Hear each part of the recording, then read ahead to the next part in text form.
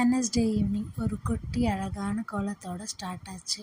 ஏன் குட்டியாக கோலம் போடுறேன்னா, எப்படியும் ஒரு 5 to 10 மினிட்ஸில் நாங்கள் கிரவுண்ட் ஃப்ளோரில் இருக்கனால மேல் வீட்டில் உள்ளவங்க கீழே போயிட்டு வரதுக்குள்ளே அலைஞ்சிடும். ஸோ குட்டி கோலம் போட்டாச்சு. இந்த ஒய்ஃபை லாஸ்ட் வீக் எலி கடிச்சிருச்சு ஒயர். எங்கள் வீட்டில் எலி தொல்லை ரொம்ப ஜாஸ்தியாக இருக்குது. எலி கடிச்சதுக்கப்புறம் ஜியோலேருந்து வந்து சர்வீஸ் பண்ணிவிட்டு போகியுமே எங்களுக்கு ஒர்க் ஆகலை. எங்கள் வீட்டில் சிக்னல் சுத்தமாக இருக்காது. ஸோ மேல் வீட்டு அண்ணாக்கிட்ட வைஃபை கடன் வாங்கி நான் ஒர்க் பண்ணிகிட்ருக்கேன். தென் இன்றைக்கி ஜெப்டோவில் மல்லிகைப்பூ வாங்கி ஸ்கேம் ஆனதுக்கப்புறம் இனிமேல் ஜெப்டோவில் பூவே வாங்கக்கூடாதுன்னு முடிவு பண்ணிவிட்டு இந்த பூ நான் பக்கத்தில் இருக்க கடையில் போய் 50 ருபீஸ்க்கு வாங்கிட்டு வந்து நானே கட்டிட்டேன்.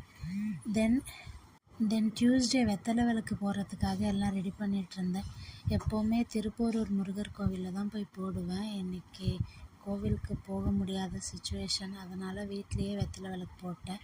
எப்போவுமே ஈவினிங் 8:15 to 9 செவ்வாய் ஹோரை அப்போ போட சொல்லுவாங்க. நானும் அந்த டைமில் தான் போட்டேன். தென் வெத்தலை விளக்கு 6 வாரம் கண்டினியூஸாக போட்டால் நிறையா மிராக்கிள் நடக்கும். எனக்கே ஒரு 4 மிராக்கிள் நடந்திருக்கு. அந்த 6th வீக் வரத்துக்குள்ளேயே என்ன வேண்டிட்டு போகிறோமோ நடந்துடும். நீங்களும் ட்ரை பண்ணி பாருங்கள். அப்புறம் சப்ஸ்கிரைப் பண்ணுங்கள். பாய்.